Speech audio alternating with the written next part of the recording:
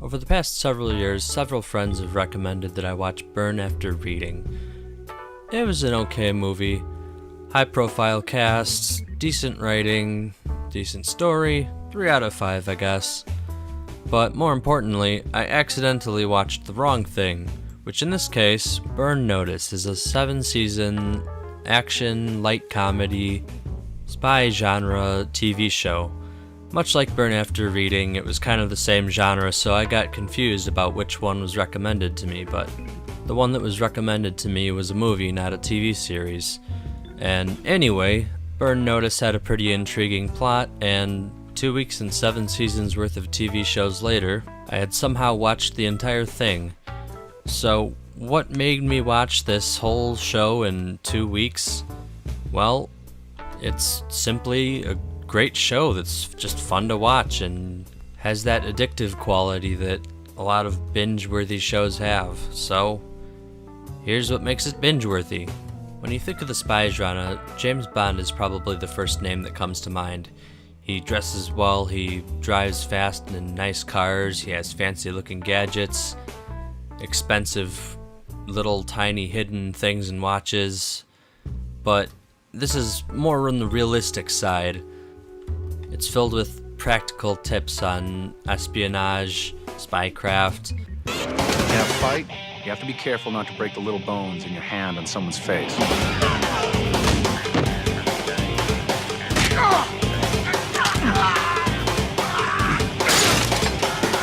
That's why I like bathrooms. Lots of hard surfaces.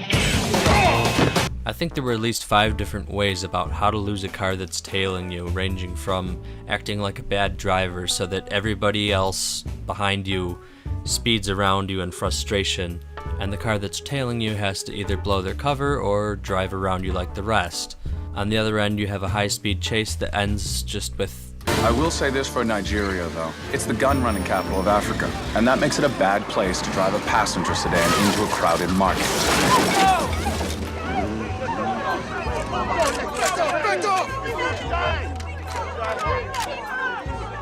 There's never a huge car chase that goes on for miles and miles. As they say, it's just only gonna end in a higher escalation with police helicopters coming in. A lot of the tools of the trade are improvised because of the nature of the story. Guns make you stupid. Better to fight your wars with duct tape. Duct tape makes you smart. Every decent punk has a bulletproof door. Who's there? Hi, it's your neighbor. But people forget walls are just plaster. Hopefully you get them with the first shot. Or the second. The earlier seasons are really strong here, and then later on it kind of focuses more on character development. Speaking of which, what is the story and who are the characters? The basic plot is Michael Weston is a CIA operative. Covert intelligence involves a lot of waiting around. Know what it's like being a spy? Like sitting in your dentist's reception area 24 hours a day. You read magazines, sip coffee, and ever so often someone tries to kill you. In the pilot episode, he seems to be working freelance for the CIA, but then in later episodes, he says he's working directly for them. So there seems to be a bit of a contradiction there, but I'll chalk it up to pilot episode unpreparedness. Anyway, one day he receives a burn notice, which is effectively a blacklist from the CIA.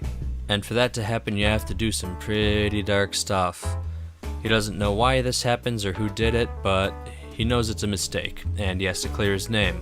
So after getting this news, he wakes up in a hotel in Miami with his ex-girlfriend, who is a former IRA operative and now a gun runner.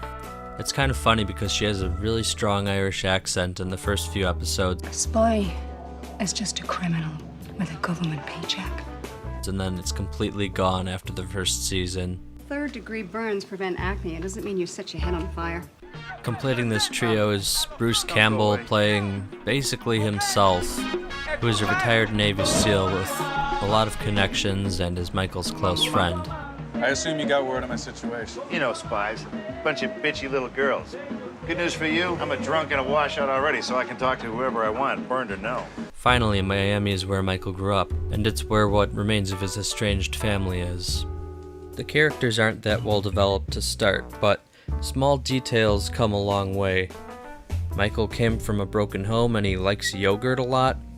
Sam likes mojitos and is a ladies' man, and Fiona likes explosions and shoes. As I said, there's not much to the characters in the initial seasons, but throw in a yogurt reference here or there and it kind of makes them seem really well developed for some reason, even though they're clearly not. Though this is a show from 2007, so to be fair, this is basically a different landscape in terms of writing and scale than the shows that we have coming out now. At the time, most shows were episodic in nature and had a Monster of the Week kind of formula. This is kind of along the same lines, but it has a weird sort of two stories going on at once sort of thing.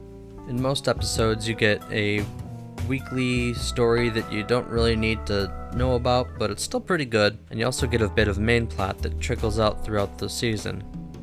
It's sort of like they're trying to get a cat out of a tree during the day and find out who's behind the main plot at night, though the tree usually turns out to be working for a drug cartel and the cat's a kidnapped child. It's always more complicated than it seems, and the simpler it seems, the more layers there are to it. It's somewhat formulaic, but it's self-aware and uses that to its advantage sometimes, leading to great plot twists by breaking the formula. You people killed my wife. Isn't that enough? A basic rule of covert ops is let someone else do your dirty work. Let someone else find the guy you want to kill. Oh. It's a great technique, as long as you're not the someone else.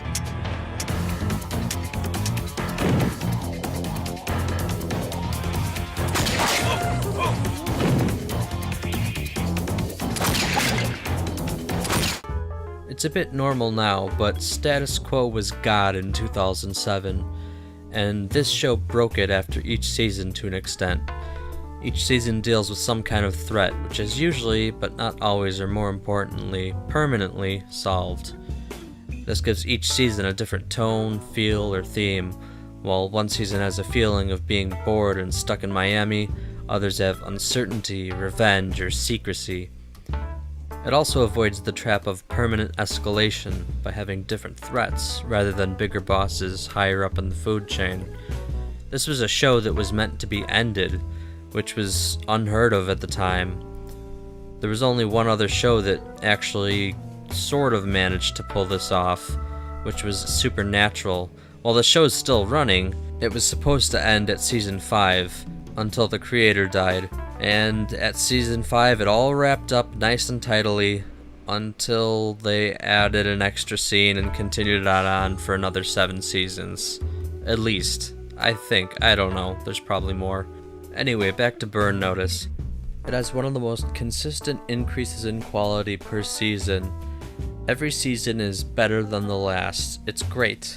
There's a couple episodes here and there that aren't so good, and some plot points don't make sense, but that's forgivable in the long run. And the last season is incredible. It wraps everything up. There's no loose ends, and you can tell that it's meant to be the last season. It wasn't canceled or back to status quo like nothing happened. It ties up everything perfectly, and that's a rare thing to see even these days. It's an ideal ending. You couldn't have done it better. One last thing that I have to say is that I just love these cutaway scenes with multiple camera angles and action shots, and they slide into place, and it's just really cool editing. I love it. It's one of the cooler things that you don't really see too much of, but when you do, you notice it. Cinematography is something that is really subtle, and you only notice it if it's done very well or very bad, and this is done very well. So that's all I have to say about Burn Notice. You should watch it if you haven't seen it. I officially endorse it. It's on my official recommended list.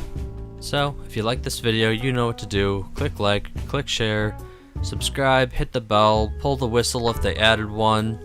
I don't know what they do now. They probably changed it since the time I made this video. I'll probably make more of these binge-worthy series episodes, and if I don't, I'll have another video coming up shortly, and until then, I will see you around.